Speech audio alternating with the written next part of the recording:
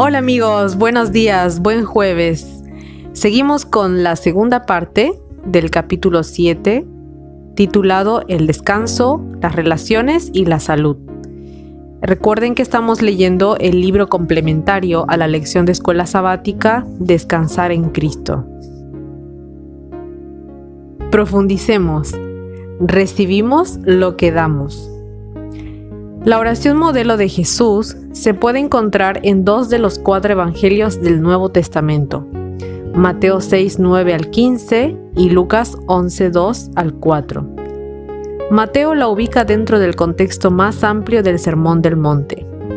Ver Mateo 5 al 7, donde Jesús expuso los principios claves de su reino. La mayoría de los eruditos coinciden en que Mateo, si bien escribió en griego, se dirigió a una audiencia principalmente judía. Le interesaba llamar la atención de sus lectores sobre el hecho de que Jesús realmente fue el cumplimiento de las profecías del Antiguo Testamento.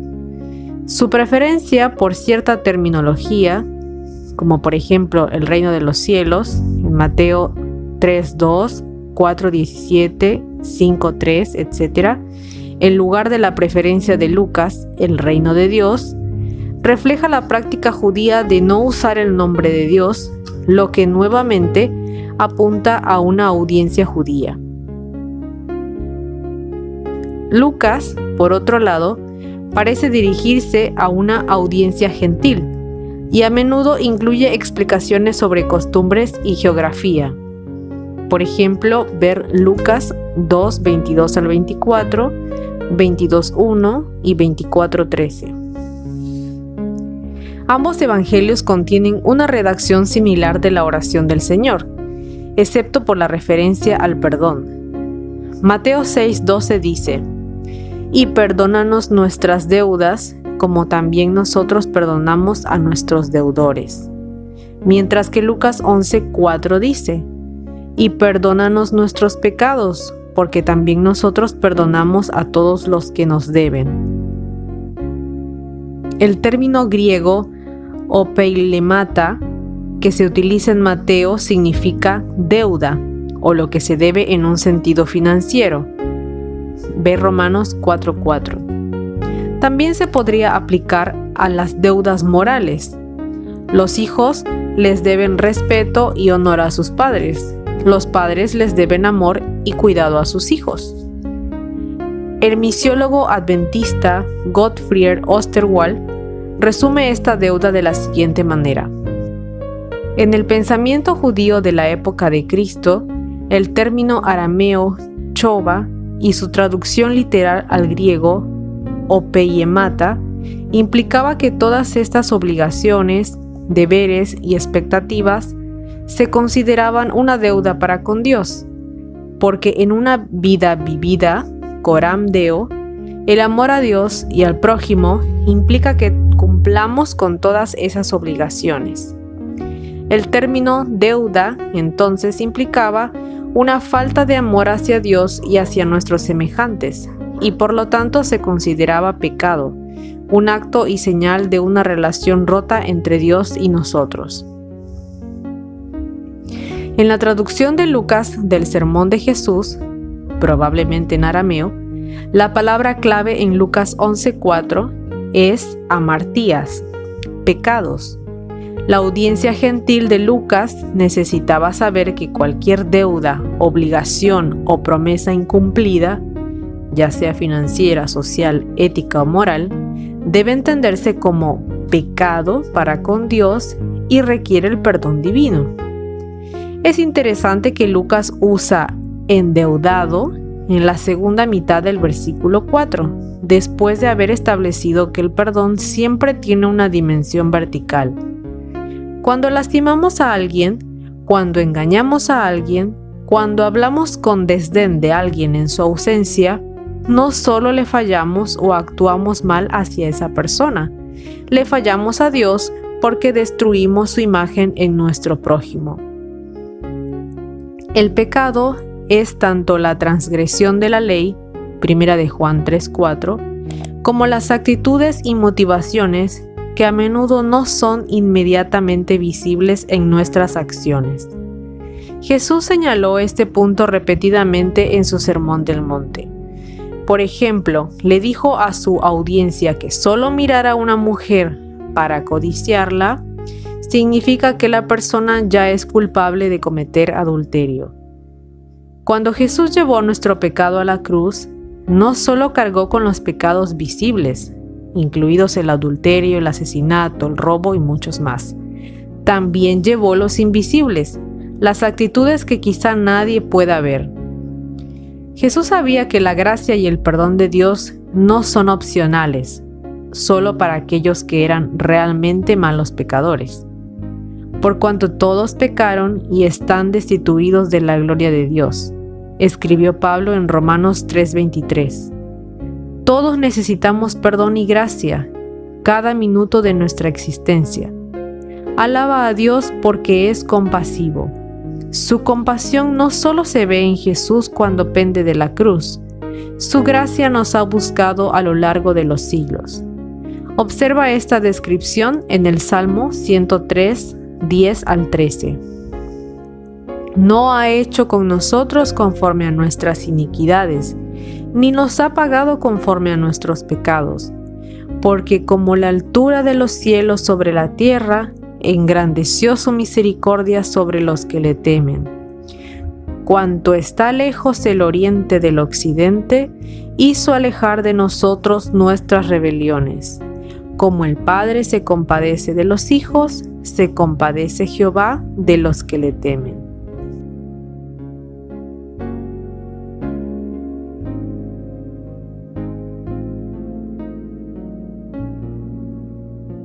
Una vez que hemos reconocido el inmenso y continuo programa de desendeudamiento emprendido por nuestro Padre Celestial, somos llamados a devolver el favor. Perdonamos porque hemos sido perdonados. El perdón que se recibe, pero no se emula, se vuelve obsoleto e irrelevante.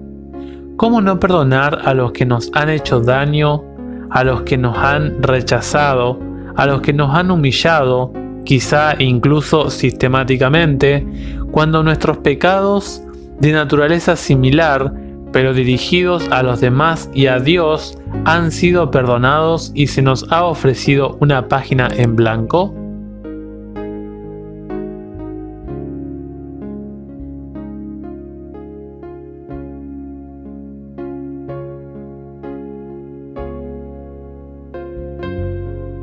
Implicancias. El perdón no es ciego. Cuando hablamos de perdón, desafortunadamente, a las personas que están en relaciones abusivas, a menudo se les dice que perdonen a sus abusadores y les den otra oportunidad. Trágicamente, la Biblia y la religión se utilizan a menudo como cubierta para el abuso. El abuso hará que la víctima tenga un concepto distorsionado de Dios, y la salvación eterna tanto de la víctima como del abusador está en juego si no se detiene el abuso. Todos hemos sido comprados mediante la sangre de Jesús y legalmente somos suyos. Cualquiera que sea abusivo está atacando a alguien que pertenece a Jesús y de hecho está atacando a Jesús mismo. Ver Mateo 25:40. Si bien tiene que haber perdón para iniciar el proceso de curación, el perdón no significa dejar que un abusador continúe con sus patrones abusivos. El perdón bíblico no es dispensar o excusar lo que alguien ha hecho, ver Isaías 5:20, ni tratar de fingir que no sucedió. Recuerda el pecado de David, que está tan bien documentado en 2 de Samuel 12. El perdón significa que entregamos nuestro resentimiento, nuestro dolor y nuestro deseo de venganza a Dios. Ver Salmos 37, 8 y 9. Alguien ni siquiera tiene que pedir perdón ni lamentar lo que ha hecho por nosotros para perdonarlo. El perdón no se centra realmente en la persona que nos ha hecho daño. Gira alrededor de dar un paso al frente y decidir pasar de víctima a vencedor. Como alguien lo describió una vez, No perdonar es como beber veneno mientras espera que la otra persona muera. Tómate un respiro. Dios se dedica a dispensar gracia. Si se humillare mi pueblo, sobre el cual mi nombre es invocado, y oraren, y buscaren mi rostro, y se convirtieren de sus malos caminos, entonces yo oiré desde los cielos, y perdonaré sus pecados, y sanaré su tierra. Segundo de Crónicas 7:14. Este pasaje describe la respuesta de Dios a la oración de dedicación que hizo Salomón durante la inauguración del templo. Dios, que llama a su pueblo por nombre, enumera 4 cualidades que preceden a su perdón y que darán lugar a la curación de la tierra. En primer lugar, tenemos que humillarnos. Necesitamos reconocer nuestra verdadera condición. Luego, oramos al único capaz de salvarnos. Esta oración expresa 2 actitudes. Anhelamos ver su rostro, no su espalda, y luego nos alejamos de lo que finalmente nos destruirá. ¿Qué Dios como tú, que perdona la maldad y olvida el pecado del remanente de su heredad? No retuvo para siempre su enojo, porque se deleita en misericordia. Miqueas 7:18. La gente adoraba a muchos dioses diferentes en los tiempos del Antiguo Testamento, pero Yahvé era único. La pregunta inicial de Miqueas es en realidad una pregunta irónica, ya que el nombre de Miqueas significa ¿quién es como el Señor? Indudablemente, Miqueas sabía que Dios es diferente, porque perdona los pecados. También sabía que la ira de Dios estaba dirigida principalmente al pecado y que Él se deleita en mostrar su compasión por el pecador. ¿Qué pasaría si pudiéramos emular este deleite de perdonar a los demás gratuitamente y sin reservas? Porque tú, Señor, eres bueno y perdonador, y grande en misericordia para con todos los que te invocan. Salmos 86:5. Como tantos otros pasajes del Antiguo Testamento, este texto también está anclado en la mejor descripción, y la más citada por autores bíblicos posteriores, del carácter de Dios que se encuentra en Éxodo 34:6 y 7. La bondad de Dios y su abundante amor, o amor compasivo, impulsa su voluntad de perdonar. Si pudiéramos comprender cuán comprometido está con este mundo. Antes, sed benignos unos con otros, misericordiosos, perdonándoos unos a otros, como Dios también os perdonó a vosotros en Cristo. Efesios 4:32. El perdón ilustra nuestra bondad y compasión, y está anclado en el perdón de Dios. El erudito del Nuevo Testamento, Andrew Lincoln, lo expresó de esta manera: lo que Dios ha hecho en Cristo por los creyentes, que ha sido el tema de la primera mitad de la carta, ahora proporciona tanto la norma como el fundamento del comportamiento del propio creyente. El perdón de Dios hacia ellos se convierte en el paradigma de su perdón mutuo.